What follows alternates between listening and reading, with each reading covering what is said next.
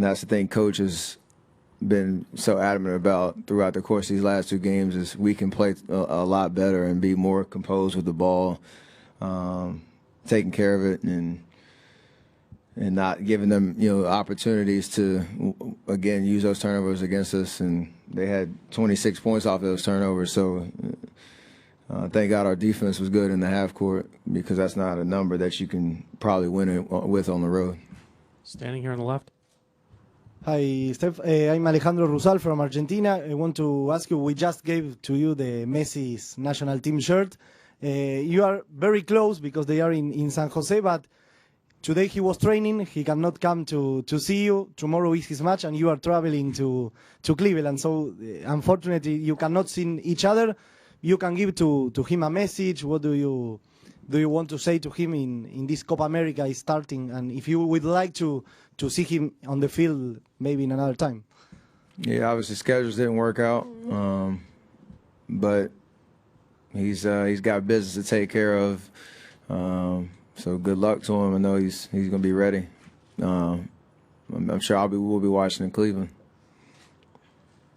Go ahead, Jeff. Steph, Jeff Ferrato, Bay Area News Group. There were some times earlier in the postseason when your defense was having some difficulty with really explosive offenses. It seems like the last 4 games you guys have really locked in. In what ways do you think you're playing better now than earlier, and maybe even better now defensively than a year ago? Just playing smarter and letting the individual defensive talents that we have on this team,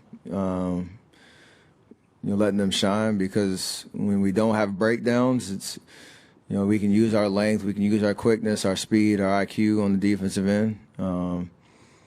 And for the most part in this series, specifically, we haven't had many breakdowns with the game plan. So that's kind of what it's all about. Granted, there's been a couple possessions where they've gotten open shots and just missed. And you want to shore those up. But, when teams shoot 35%, that means you're doing something good. And the key now is for our defense to travel on the road and be the most consistent part about what we do.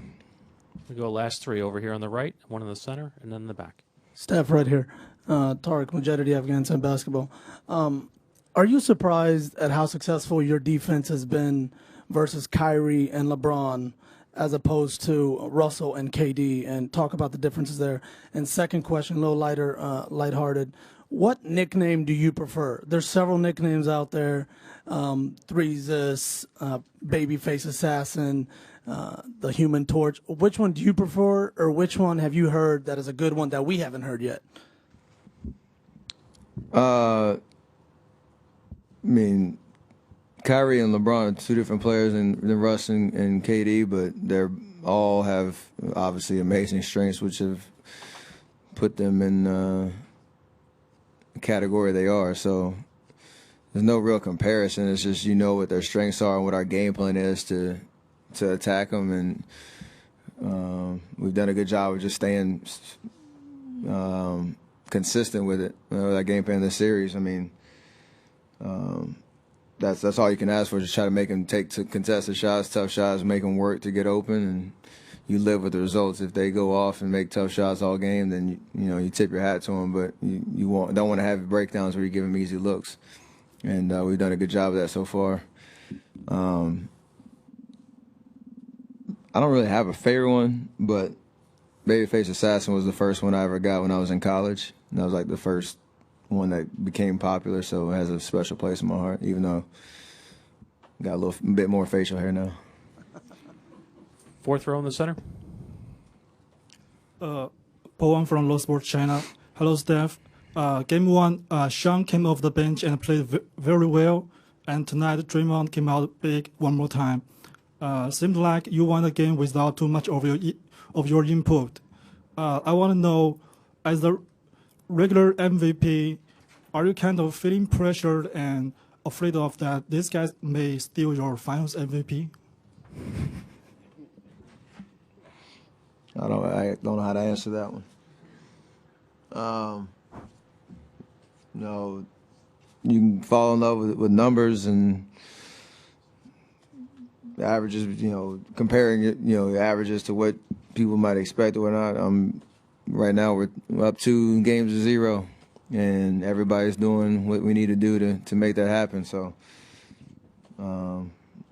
looking forward to trying to get Game 3. That's it. That's all I'm worried about. Last one in the back. Yeah, Steve Futterman from CBS News. Steph, you're up 2-0. I know you're saying all the right things because you aren't there yet. You still have to get 2 more wins.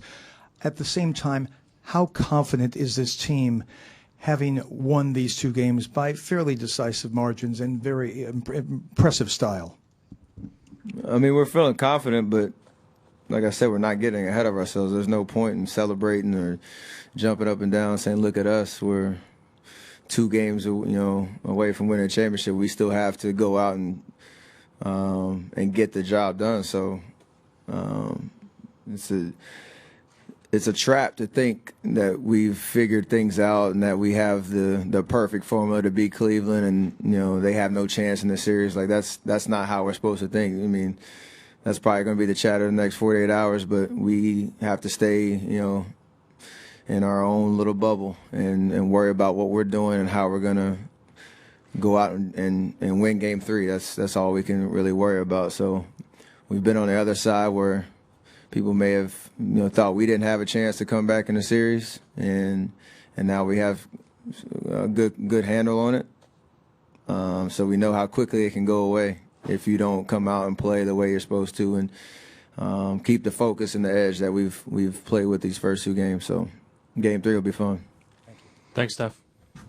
This concludes the media